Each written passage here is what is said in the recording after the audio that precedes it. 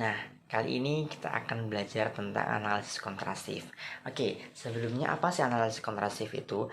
Jadi, analisis kontrastif merupakan sebuah pendekatan yang digunakan dalam pembelajaran bahasa.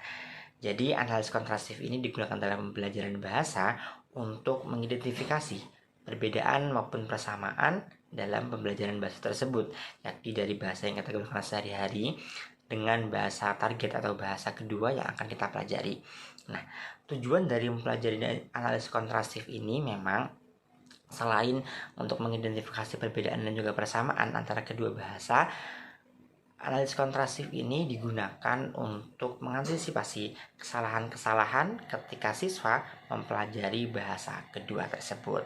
Nah, dalam pengajaran bahasa, analisis kontrastif juga dapat membantu siswa atau pembelajar memahami perbedaan, baik itu perbedaan dalam sisi kosakata, dalam sisi tata bahasa, ataupun budaya, segi budaya dalam kedua bahasa tersebut.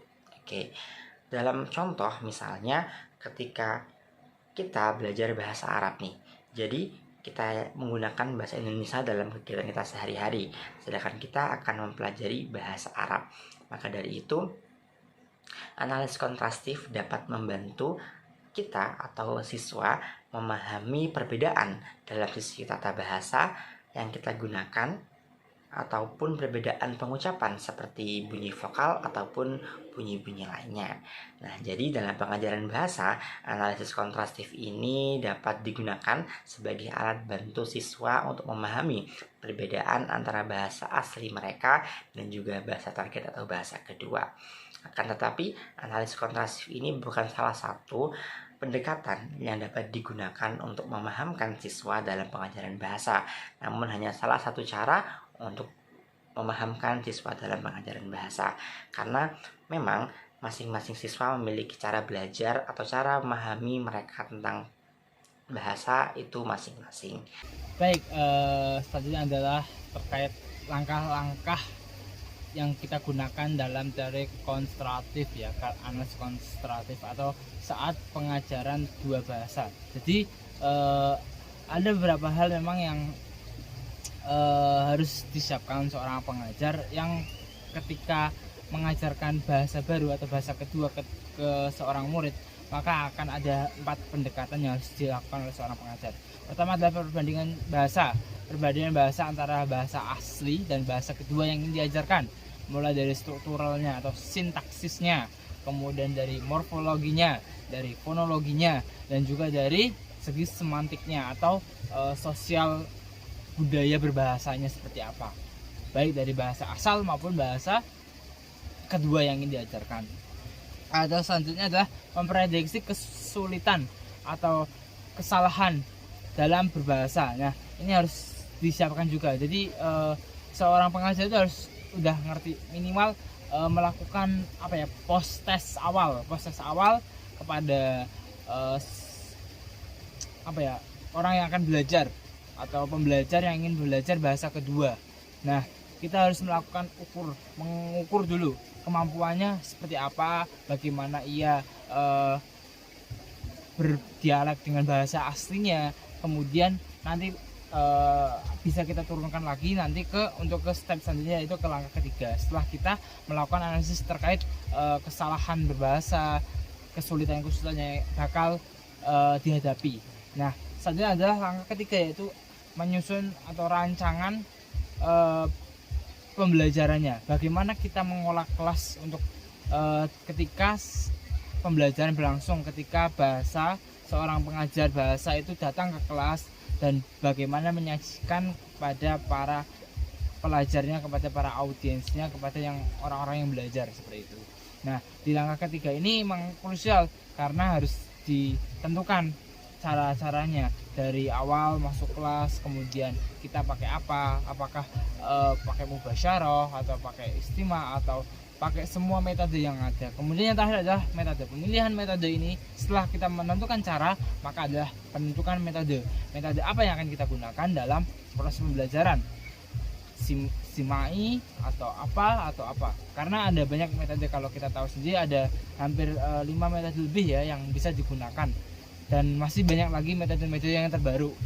Nah, baik mubasyarah ataupun sebagainya seperti itu. Itu adalah langkah-langkah yang harus kita gunakan ketika kita ingin mengajarkan bahasa kedua kepada pelajar atau orang-orang yang ingin belajar bahasa kedua.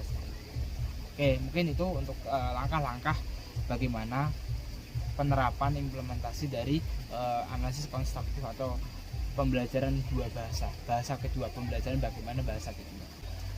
Baik, selanjutnya adalah setelah kita mengetahui dari 4 langkah-langkah tadi, maka kita harus mengimplementasinya. Bagaimana mengimplementasinya ketika masuk ke dalam dunia pengajaran, terutama dalam mengajarkan bahasa atau bahasa baru kepada seorang siswa, pelajar, ataupun masyarakat, ataupun orang-orang yang ingin belajar bahasa kedua. Maka tadi ketika kita udah tahu tadi keempat langkah itu, cukup kita terapkan saja tadi keempat langkah itu. Yang tadi pertama yang sudah saya sebutkan, yaitu membuat analisis terkait dari bahasa ini, kelebihan bahasa A apa, bahasa kalau di dalam buku atau artikel yang saya baca itu menamakan jika B1 ya, bahasa asal itu B1, kemudian bahasa kedua itu adalah B2. Nah, B1 nya itu gimana sih, bahasa B1 nya itu gimana, kemudian bahasa B2 nya itu seperti apa. Dari tadi struktural ya, strukturalnya itu seperti apa. Oh, ini SPOK. Nah, subjek predikat objek, SPO nya kayak gini, terus kemudian ini kebalik, POS atau SPP. Nah, seperti itu. Jadi kita harus tahu pertama struktural dari kedua bahasa tersebut. Strukturalnya itu seperti apa. Kemudian udah tahu strukturalnya, bentuk-bentuk hurufnya, kemudian pelafalannya. Nah, udah tahu itu semua, maka teman-teman silakan gunakan, cari metode yang paling relevan dengan objek atau pelajar atau orang yang akan kita ajar. Itu bagaimana, orang yang akan kita ajar itu gimana, apakah mereka cocok dengan metode ini atau metode ini. Kalau kemarin dari waktu matkul Pak Habibie bilang itu carilah yang paling maslahah, yang paling humanis buat semuanya, maka cukup kita gunakan metode yang paling humanis, yang paling bisa menampung semuanya kayak gitu. Karena ada yang suka dengan metode role play tapi ada yang juga enggak, ada yang suka dengan metode mubasyarah tapi juga ada yang enggak. Jadi seperti itu, silakan kita cari metode yang paling efektif, paling efisien dalam mengajarkan bahasa.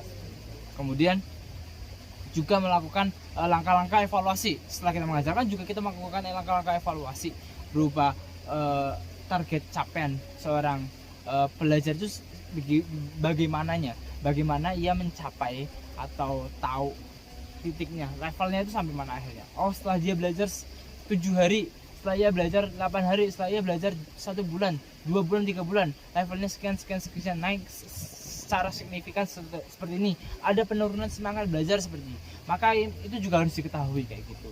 Mungkin itu di sini saya akan menjelaskan tentang pemanfaatan hasil analisis kontrastif dalam pengajaran bahasa Arab seperti itu. Tapi di sini disclaimer ya. Di sini pentingnya membuat pengajar itu membuat suasana kelas yang bagus serta kondusif agar apa? Agar siswa itu dapat mengikuti pembelajaran dengan fokus dan penuh perhatian, karena bahasa kedua ini tidak mudah untuk dipelajari seperti itu. Yang pertama, ada pengembangan materi pembelajaran. Guru di sini dapat membuat latihan khusus yang menekankan pada perbedaan kosakata bahasa Arab antara kosakata antara bahasa kedua dan bahasa Indonesia, betul. Bertujuan agar memudahkan siswa dalam membedakan kosakata yang sulit. Kemudian yang kedua, fokus pada perbedaan kosakata. Sebagai bahasa berbeda, bahasa Arab memiliki kosakata yang unik. Analisis kontrastif dapat membantu siswa memahami perbedaan kosakata antara bahasa kedua dan bahasa Indonesia yang memungkinkan mereka untuk mengembangkan kosakata yang lebih kaya dalam bahasa Arab seperti itu. Sini pengajar itu juga harus ikut andil dalam membuat sistem pembelajaran terkait perbedaan kosakata bahasa Arab. Guru perlu memastikan bahwa pendekatan ini tidak hanya fokus pada perbedaan saja, tapi juga menghargai kekayaan bahasa Arab dan budaya Arab. Dengan pendekatan yang seimbang, siswa dapat mengembangkan keterampilan berbicara, mendengar, membaca, dan menulis dalam bahasa Arab dengan lebih baik. Seperti itu.